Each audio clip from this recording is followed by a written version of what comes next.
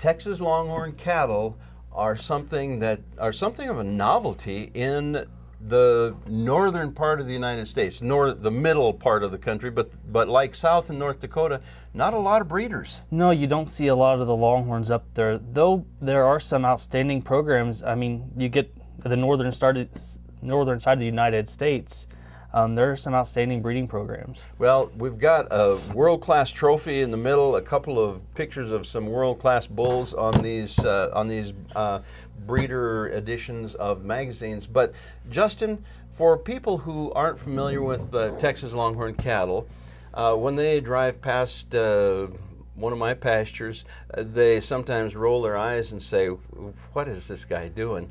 But what makes a trophy Texas Longhorn? Well, in many things, the beauty's in an own person's eyes, but a trophy Longhorn is generally something that's going to be based around horn measurements. The longer the horns, generally, the more money they're worth. I mean, you want the pretty colors, you want great conformation, but the horn is something that really drives people, that drives them wild, and that's the value in these animals, but you want the complete animal. Well, that's true. You know, I tell people from my program they're either horn or hamburger, but color is very important, as is conformation. Yes, it is. And like the bull here on the cover of this magazine we just looked at, his name is Cowboy Casanova. Beautiful bull. He is a beautiful animal. We syndicated him this summer for two of the gentlemen I work with, Richard Phillip and Todd McKnight. We syndicated him as a 2-year-old for $120,000 in semen sales. So there is value. People do strive for the best genetics. One of the exciting events that I've been to in the Longhorn industry is the Legacy Sale. It takes place in Fort Worth, Texas, and you're in a beautiful arena. It's formal. It's formal, black tie, ball gowns. Deal.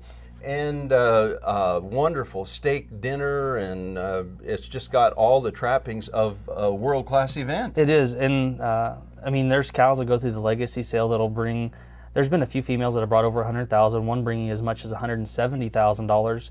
This last year there were 2 heifers that sold for, I think, $45,000 a piece.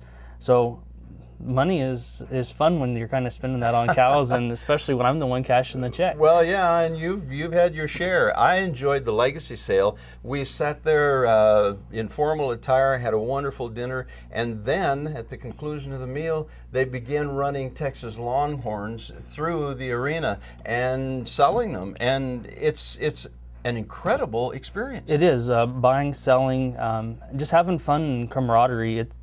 The Longhorn industry is a very fun place to be. One of the cows that Justin and I owned together was a cow named Gunfrost, and she had been cloned by the previous owner, who has 3 exact duplicates of her. I think he's one clone, but yes, he's cloned multiple animals, but there's one clone of her out there, and she is an amazing animal. She's over 75 inches tip to tip. She weighs 1,400 pounds, and she's got a phenomenal production record.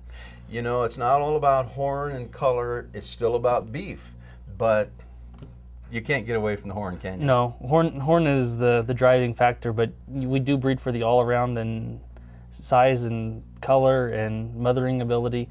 You want the complete animal. And for my money, nobody does it better than Justin Raumbeck.